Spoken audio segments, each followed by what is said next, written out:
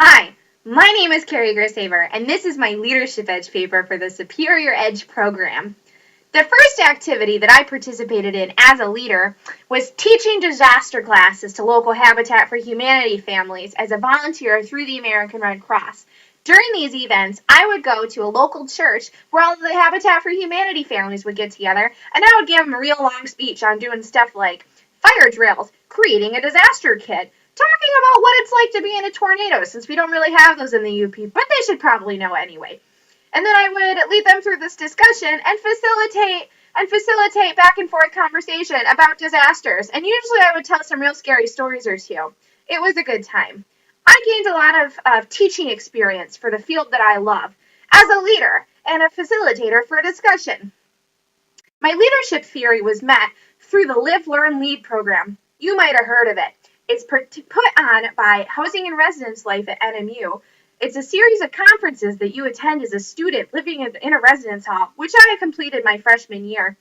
And you go and kind of go through all these icebreakers and things about leadership theory, and you end up learning a lot about how your friends lead and how you lead, and you have a real good time. Anyway, I'm gold level certified for that, and I wouldn't have learned it without completing those programs. I learned a lot about theory.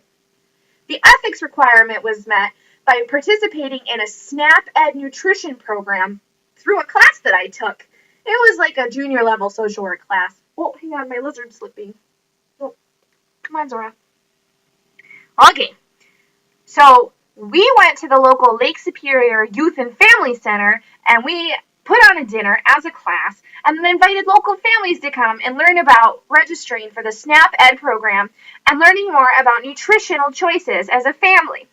This lets me participate in the ethics part of this because I think it's really ethical to teach families about their rights as American citizens to receive welfare assistance in the realm of food stamps and our SNAP benefits. And it's very ethical to teach them how to eat right, even if it's just whole wheat spaghetti with vegetarian sauce. I had a lot of personal expectations going into this. I haven't always considered myself a leader. In recent years, I have. And I think a lot of that is through the volunteer work I've done and all the stuff demonstrated in this leadership edge. Recommended changes for improvement for myself would be to continue leading, but to be more assertive about it. Because sometimes when I'm in the field, I get a little shy at the last minute. A recommended change for improvement for yours would just to be keep doing what you're doing, because I think you're doing a great job, guys. Okay. What experience had the most impact and why? As a student, I got to attend a series of conferences, and I attended one called the Active Student Leaders Conference through my Michigan Service Scholars Program. This sent me to Lansing for like a 3 days or 2 days or something, and I got to go to all sorts of cool programs and seminars and whatnot about being an active student leader. One I attended was called a community conversation, which later led into me holding my own community conversation at NMU. I didn't talk about that for my civic engagement hours, but I could have. I learned a lot about being a leader. I learned that you can be a leader through lots of different things. Even if you're just the social chair at Spooner Hall, which I was, you can count that toward my leadership hours. Or if you're leading a group of volunteers, or if you're talking to someone as a volunteer project for yourself. You can be a leader in every field of your life. I think I already went over what I learned about myself, that I am a natural leader, and that I'm pretty good at leading, and that I can lead when I'm not even thinking about it. And I think I also learned that sometimes I shouldn't lead, and I should step back and let other people lead, because that's how they develop their own personal growth. And development, which is our next topic.